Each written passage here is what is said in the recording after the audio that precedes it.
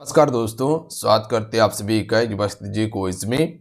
तो दोस्तों आज जो है कि बिहार डीएलएड एंट्रेंस एग्जाम 2025 के लिए स्पेशल हिंदी का सेशन लेके आए हुए हैं, जिसमें सारे अति महत्वपूर्ण प्रश्न आज की सेशन में कवर किया गया है। हिंदी का जो भी सिलेक्टेड प्रश्न बन सकता था आज की सेशन में आपको हम कंप्लीट करवाने वाले हैं। तो आज के इस सेशन को कंप्लीट जरूर कर लीजिएगा और जितने प्रश्न बताएंगे उसे याद जरूर कर लीजिएगा आप सभी। तो चलिए शुरू करते हैं। देखिए आज की सेशन में सारे एक्सपेक्टेड प्रश्न लिया गया है। एक बार सभी सेशन को लाइक करके शेयर कर लीजिएगा अपने अपने दोस्तों में, जितने भी मेरे साथ में जुड़े हुए हैं। तो चलिए शुरू करते हैं। आज का फर्स्ट क्वेश्चन देखिए, पहला क्वेश्चन ये बन रहा है कि जो कि अलंकार से क्वेश्चन दिया हुआ है। मुदित महीपति मंदिर आए, सेवक सचिव सुमंत बुलाए में कौन सा अलंकार है। देखिए हर क्वेश्चन के लिए आपको 5 सेकंड का समय दिया जाएगा। इतने समय में अपना आंसर नीचे कमेंट बॉक्स में बता सकते हैं, अन्यथा एक कॉपी में आप सभी नोट कर सकते हैं। चलिए इस क्वेश्चन का राइट आंसर कीजिएगा आप सभी। देखिए इसका करेक्ट आंसर हो जाएगा अनुप्रास अलंकार। अब अनुप्रास अलंकार होगा कैसे ये समझिए आप सभी।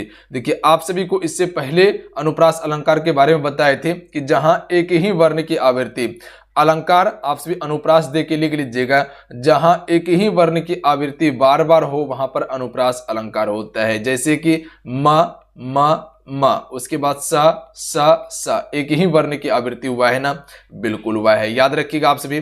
अगला क्वेश्चन देखिए, क्वेश्चन है कि माँ बच्चे को सुला रही है, इस वाक्य में कौन सा कारक है। कारक आप सभी को बताए थे कि कारक के कुल 8 भेद होते हैं, पता है आप सभी को। कारक का आपको चिन्ह भी बताए थे कि कारक को कैसे पहचानना है, यह भी आपको भली भांति पता होगा। जैसे कर्ता ने कर्म को करण से या के द्वारा हो गया।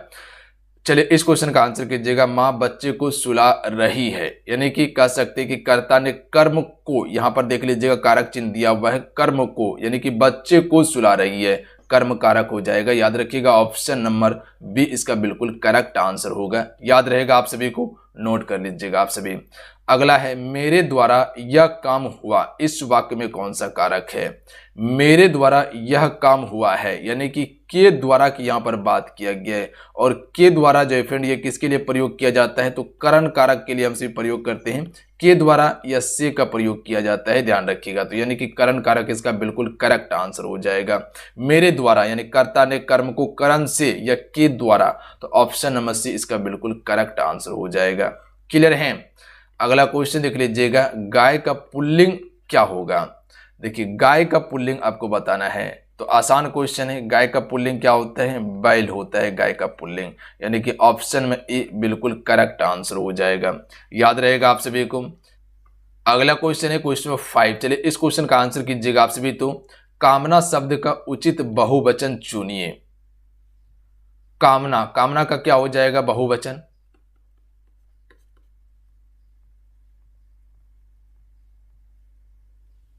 कामनाएं इसका बिल्कुल करेक्ट आंसर होगा, ध्यान रखिएगा। कामना दिया हुआ है, यहां पर ए दे के चंद्र बिंदु दे दीजिएगा तो इसका बहुवचन बन जाएगा। एक वचन में किसी एक ही व्यक्ति या वस्तु का बोध होता है, पर बहुवचन में बात किया जाए तो इसमें एक से अधिक का बोध होता है, ध्यान रखिएगा। जैसे हम कह सकते हैं कि लड़का, वो एक वचन है, वहीं कह दे लड़के तो वो बहुवचन हो जाएगा, लड़के में बहुत सारा लड़के आ जाएगा, ध्यान रखिएगा आप सभी।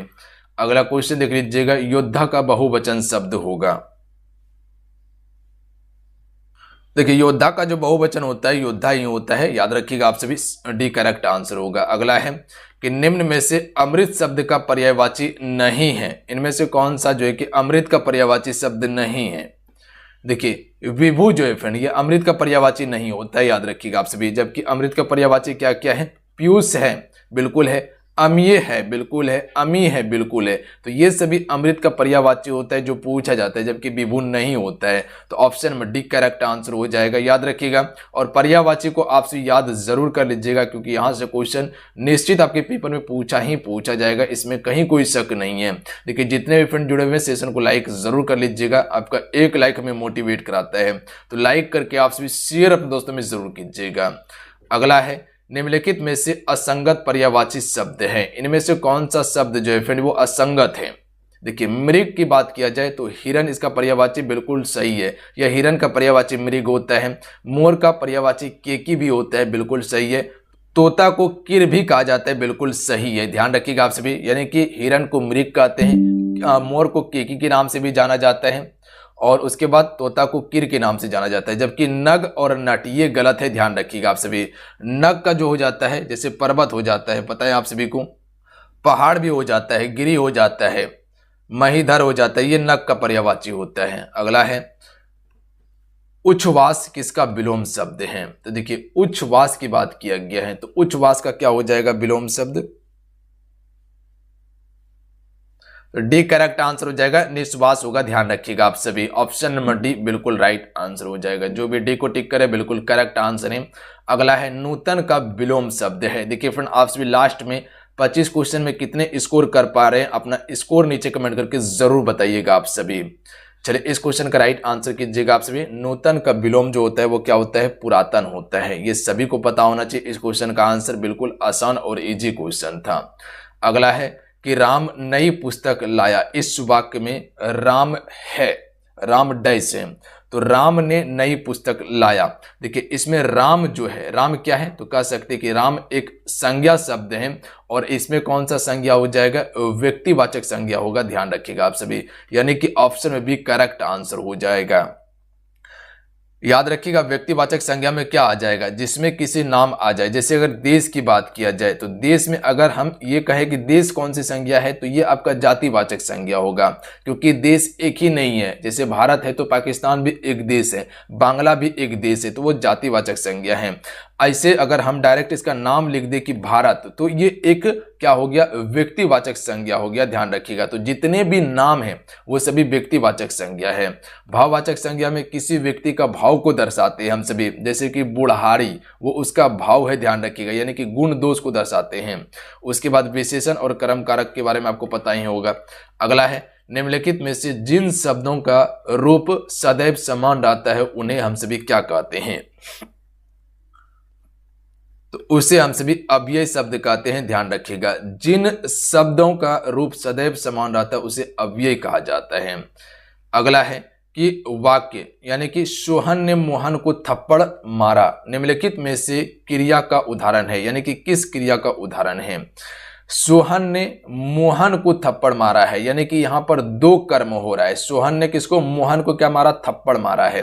इसमें द्विकर्मक क्रिया होगा, ध्यान रखिएगा। सोहन ने क्या किया? मोहन को क्या मारा? थप्पड़ मारा है। तो इसमें दो काम हुआ है। Option number C correct answer होगा, द्विकर्मक क्रिया है इसमें, याद रहेगा आप सभी को। अगला क्वेश्चन देख लीजिएगा, दिया गया वाक्य किस पक्ष का उदाहरण है, ज्ञात कीजिए।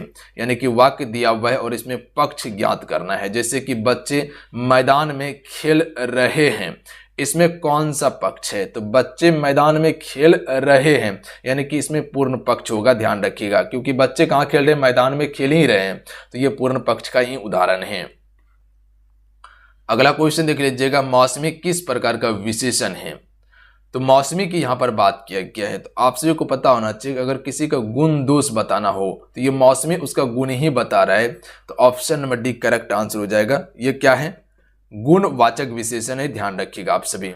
तो ये चीज क्लियर हो गया। मौसमी क्या है? एक गुणवाचक विशेषण है। जैसे कह सकते हैं कि काली गाय, तो काली क्या है? उसका गुण है, ध्यान रखिएगा आप सभी। उसकी विशेषता है कि वो काली है, याद रखिएगा आप सभी। Option number D correct answer होगा। संख्यावाचक विशेषण में जैसे गिनती करने के लिए मिल जाता है आप सभी को। अगला है, दिए गए वाक्य में सर्वनाम ज्ञात कीजिए, यह वही पुस्तक है जो मुझे नहीं मिल रही थी।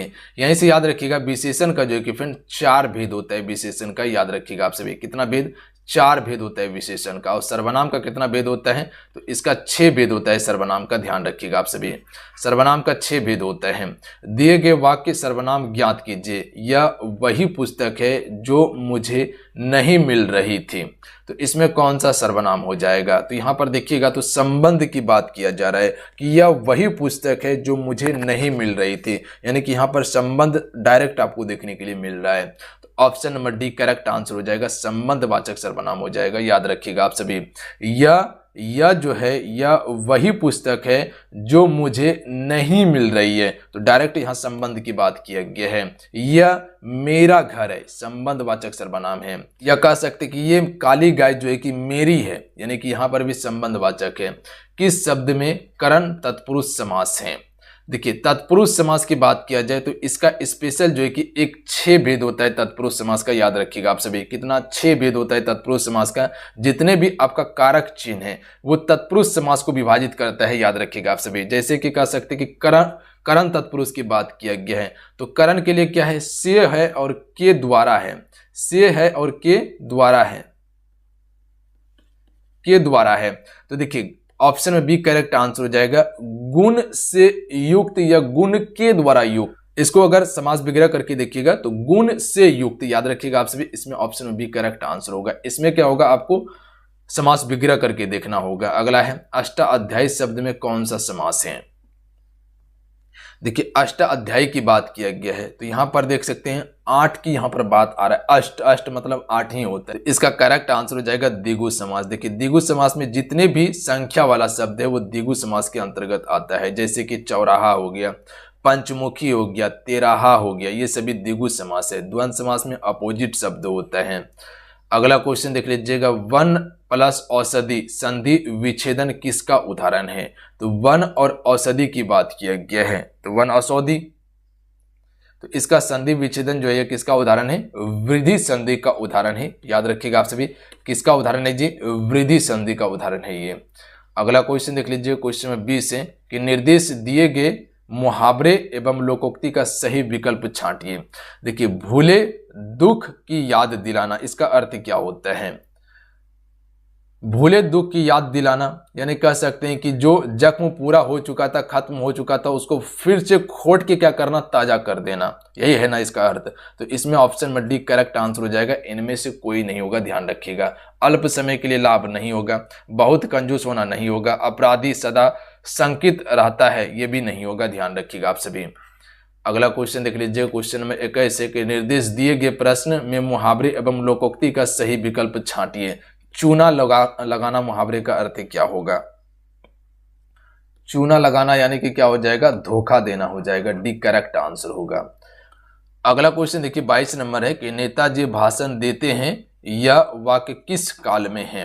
तो नेताजी क्या कर रहा है? भाषण देते हैं यानी कि अभी भाषण दे ही रहा है, तो ये वर्तमान काल हो जाएगा क्योंकि भाषण अभी दे रहा है, ना दिया हुआ है और ना देने वाला है, तो दे ही रहा है, तो ये वर्तमान काल हो जाएगा।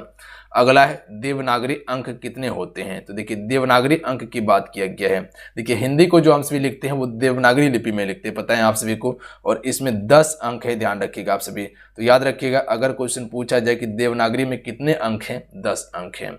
अगला है शेखर एक जीवनी किसका प्रसिद्ध उपन्यास है? देखिए शेखर एक जीवनी जो है ये आपका अज्ञे जी का एक उपन्यास है, यानी कि option number B correct answer होगा। याद रखिएगा आप सभी, अज्ञे जी का है। अगला क्वेश्चन है 25 नंबर कि सतोगुण से युक्त वाक्यांश के लिए सार्थक शब्द इनमें से कौन सा है?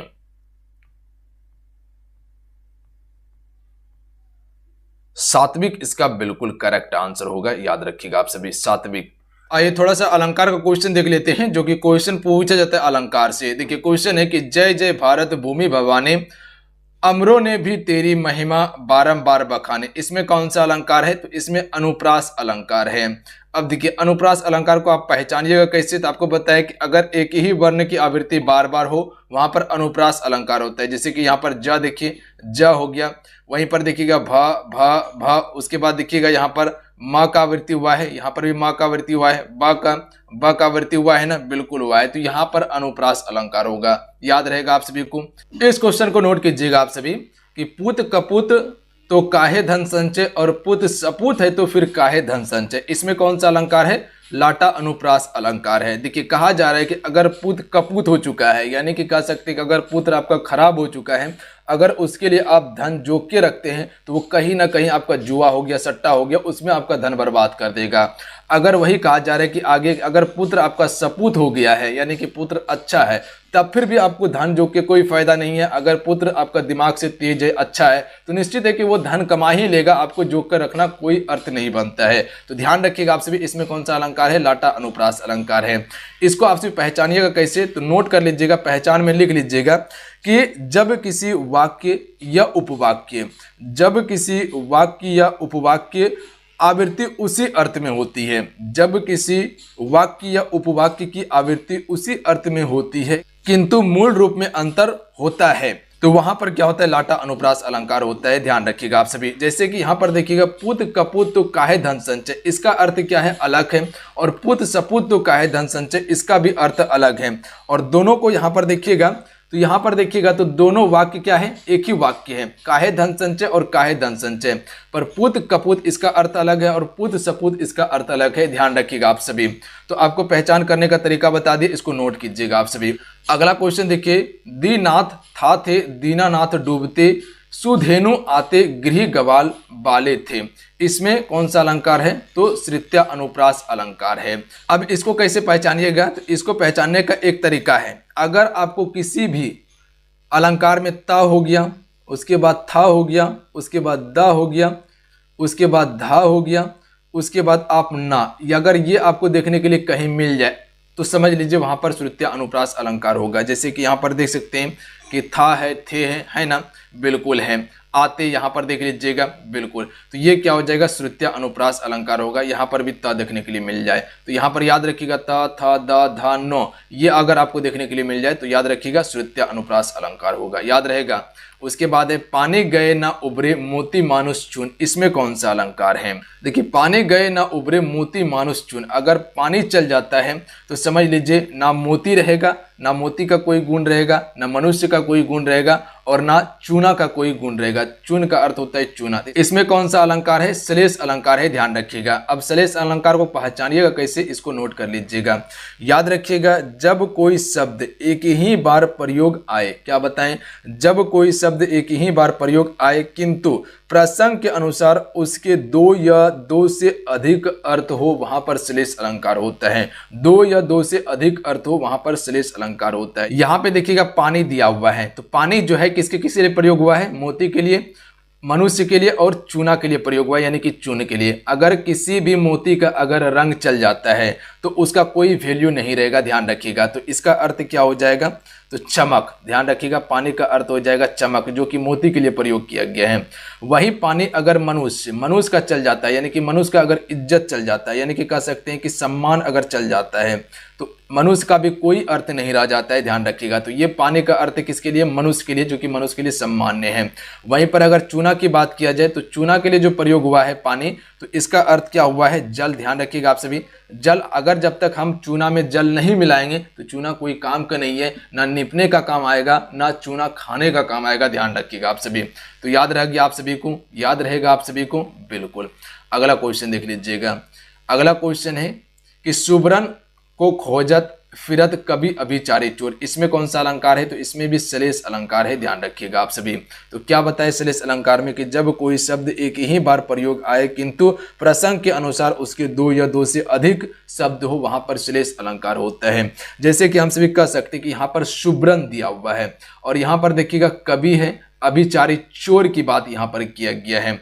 अभिचारी भी है और चोर भी है, यानी कि तीन शब्द यहाँ पर दिया हुआ है। ध्यान रखिएगा, कवि के लिए, अभिचारी के लिए और चोर के लिए तीन शब्द दिया हुआ है। सुबरन, तो सुबरन का अर्थ क्या होता है, सोना भी होता है। अनकार्ती शब्द है, ध्यान रखिएगा आप सभी। इसका अर्थ सोना भी होता है।